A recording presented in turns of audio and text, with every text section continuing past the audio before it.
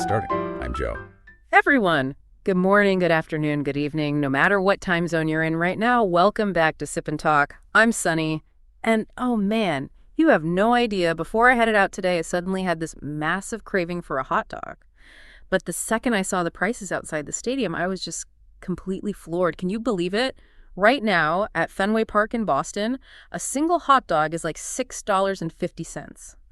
Well, that is just reality right now. But if you walk a few extra steps down to our local Costco, a hot dog and a drink is still just $1.50. And honestly, this isn't just about a ridiculous price difference on stadium food. It's basically a perfect microcosm of what we're going to get into today, which is this whole K-shaped split happening in our society right now. Exactly. You've got these sky-high prices on one end, and then average folks doing everything they can to save on the other. And we have a massive amount of financial and international news to cover this week. The sheer volume of information is just overwhelming. So, Sip and Talkers, we've organized a really solid lineup for you guys today. Yeah, we really need a roadmap for this one. Definitely. And as always, we're laying out this 6-point agenda to look at everything through an objective international lens, really encouraging you all to think independently. First up, we're tackling the two poles of this K-shaped economy, like $350 running shorts versus that $1.50 hot dog. Right, the wild extremes we're living in. Exactly. Then point 2, we're diving into the AI frenzy and tech stock volatility, including OpenAI's $40 billion myth and soaring memory stocks. Point 3 is all about geopolitical economic warfare. We'll look at Trump's no apologies stance on gas prices and our blockades on Iran and Cuba. That geopolitical side is incredibly tense right now. It really is. Point 4 covers global shipping's spare key, which is this new dry canal in Mexico bypassing Hormuz and Panama. For point 5, we're looking at what the passing of Zhu Rongji symbolizes. And finally, number 6, we'll try to unpack what the terrifying core of the communist system actually is. Wow. Okay, so we are covering a ton of ground today. We really are. So, jumping right into this K-shaped economy, when you look at the retail data, it's just jarring. On the bottom end, you have the average buyer literally delaying homeownership until they're like 40 years old. And they're struggling just to afford basic groceries because of inflation.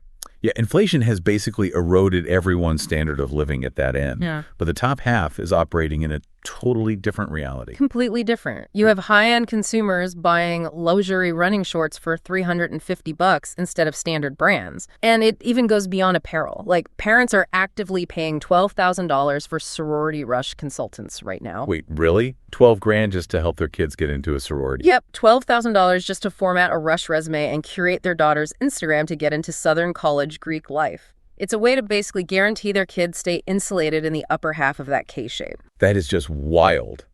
But, I do want to throw a wrench in the idea that the traditional ladder is broken everywhere, because there are these fascinating anomalies. Take a place like Grand Rapids, Michigan. Oh, right. They're bucking the national trend, aren't they? Exactly. The math there actually still works. Yeah. Because of their favorable income-to-home price ratios, nearly half of all homeowners in that area are actually under 35 years old. Yeah. So the American dream works when the local economy supports it. That's a huge bright spot. But sadly, it's an anomaly. For most of the country, that ratio is completely shattered. Which brings up a much darker trend we're seeing with Gen Z's approach to investing. Oh, you're talking about the sports betting explosion. Yeah, roughly 1 in 4 Gen Z individuals now report considering sports betting as a legitimate part of their financial planning, and they justify it by claiming they're using highly dispassionate analytical approaches. They're basically treating betting apps the way day traders treat equities. I really have to push back hard on that whole analytical justification, though. The reality is brutal. Only 1 to 5% of sports bettors actually turn a long-term profit.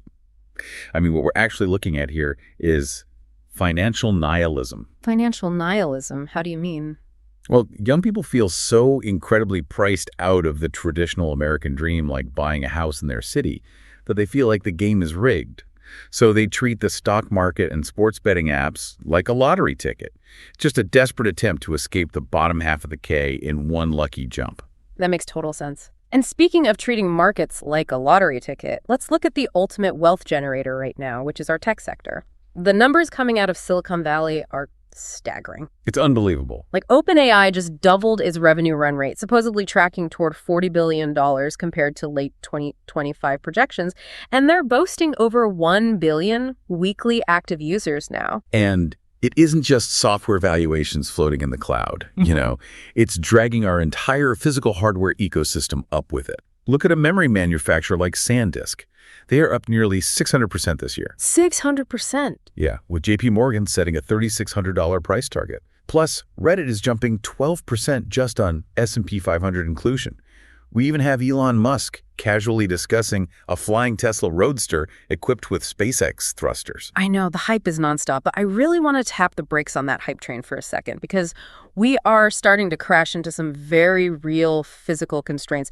You can't just run these AI models on pure software. Right, they need massive physical infrastructure. Exactly. Yeah. They require unbelievable amounts of electricity and water, and we're hitting a wall. For example, the Texas governor is actively pushing to limit new data center builds right now. These AI facilities are absolutely draining our local power and water grids. Which creates a massive friction point. We can't build this digital future if it causes rolling blackouts for regular citizens. And, speaking of friction in the real-world economy, look at what is happening in private equity right now. Oh, the PE logjam. That's totally driven by high interest rates, right? Exactly. Right. When you can get safe yields on government bonds around 7%, it fundamentally breaks the traditional private equity model. PE firms just can't rely on cheap leverage anymore. Because they used to borrow at like 2% to flip these companies. Exactly. But now that debt is so expensive, they are terrified to sell at a discount. So there are currently 33,000 companies backlogged in PE portfolios. The managers refuse to sell, which leaves the limited partners absolutely furious because their cash is completely trapped. And those limited partners are like state pension funds and teachers' retirement accounts. So you have an AI sector constrained by our power grid and a private equity sector constrained by inflation-driving interest rates. And both of these tie back to global stability and our foreign policy. Right, which brings us to the Middle East. Our military deployment of the USS Abraham Lincoln has been extended indefinitely to counter Iran. It's a grueling deployment for our sailors. And when reporters asked Trump if this deployment was dragging on too long, he bluntly stated, not nearly long enough. He also tied that military posture directly to the pain we're feeling at home. With our gas prices hitting $4 a gallon, Trump stated he will, quote, never apologize, arguing that paying a bit more at the pump is just the necessary cost to prevent an evil regime from obtaining a nuclear weapon. And just to pause here for a second, a quick reminder that we are maintaining absolute political impartiality on this show. We're framing these quotes and Washington's actions purely as strategic geopolitical facts. We are just analyzing the mechanics of the policy, absolutely not endorsing a political side. Right, we're just breaking down how the strategy works. And you see that exact same logic of maximum economic pressure being deployed by our administration in Cuba right now. The squeeze on Cuba is intense. We've shifted away from any whispers of military action toward a pure economic blockade. The administration is directly targeting their military-run tourism sector and really squeezing their oil supplies. And the impact on the ground has been severe. Unbelievably severe. Cuba's tourism has plummeted 62% from its 2018 peak. They are experiencing rolling blackouts constantly because they just can't import enough fuel. But, relying on these blockades and economic weapons highlights a huge vulnerability in our own globalized system. Our entire economy relies on incredibly narrow transit choke points. Like the Strait of Hormuz or the Panama Canal. Exactly. If one of those gets bottlenecked by a conflict or a drought, global shipping just freezes, which is why this new development in Mexico is so fascinating. Mexico is building the Interoceanic Corridor, or the CIT. That's the overland rail route, right? Yeah, it connects the Pacific Ocean directly to the Gulf of Mexico. It's basically a dry canal. I kind of look at it like cutting a spare key for your house. It might take 10 years to fully develop the high-speed rail and industrial parks, and it won't replace the Panama Canal entirely. But it gives us redundancy. Exactly. Having this spare key prevents the entire global supply chain from having a heart attack when a geopolitical crisis hits. We are finally prioritizing resilience over just pure efficiency. Speaking of massive overhauls to global infrastructure, we have to talk about the passing of former Chinese Premier Zhu Rongji. He just passed away in Beijing at the age of 97. This is a monumental moment for anyone following global trade. Zhu essentially engineered the modern globalized economy we operate in today. He leaves behind 3 massive legacies. What's the first one? First, he executed this ruthless reform of the state-owned enterprises, the SOEs. Second, he pushed China into the World Trade Organization, despite massive conservative pushback, which effectively made them the world factory. And third, he initiated the commercialization of their housing and financial sectors. Global economists and outlets like the Wall Street Journal highlight that if Deng Xiaoping sketched the blueprint for reform and opening up, Zhu Rongji was the architect who actually built the hardcore market institutions. He really poured the concrete for their economy. Exactly. And his death symbolically marks a stark contrast between the past era of rapid reform and Xi's current policies, which are way more focused on state control. Which brings us to the big question from our agenda. What does looking at Zhu's legacy and the current collapse we're seeing in Cuba teach us about the actual core of these communist systems? The terrifying core is really the absolute, unyielding top-down control. These systems treat human lives as expendable statistics for a macro-state goal. Yeah, like how Zhu handled the SOE reforms. Right. While his market reforms grew the economy, it required the brutal efficiency of laying off tens of millions of state workers virtually overnight with zero safety net to catch them. The system doesn't negotiate with the individual. And we're seeing that exact same core logic in Cuba right now. The regime there is so obsessed with maintaining absolute control that they would literally rather let their economy collapse, endure those rolling blackouts, and watch tourism drop 62% than allow true private enterprise or political freedom. It's wild. The system's core design will always prioritize regime survival over the prosperity of its own citizens. It really is sobering.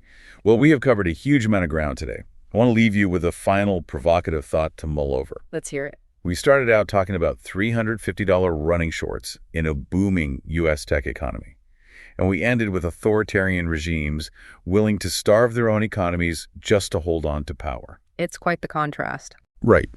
So as our global supply chains frantically try to build spare keys, like Mexico's dry canal, to route around these conflicts, will our rapidly advancing technology ultimately force these closed systems to open up? Or will it just give them better, more precise tools for control? Man, that is the ultimate question we're going to be tracking. Thank you so much to all the Sip and Talkers for hanging out with us today. We really appreciate you joining the conversation. Absolutely. Please make sure to subscribe to the Sip and Talk show wherever you listen to your podcasts. And we want to give a massive shout out to our good friend Mickey's YouTube channel, Mickey to Life. Definitely go check his content out. Stay curious, keep paying attention to the systems around you, and we look forward to the next session. Bye, everyone.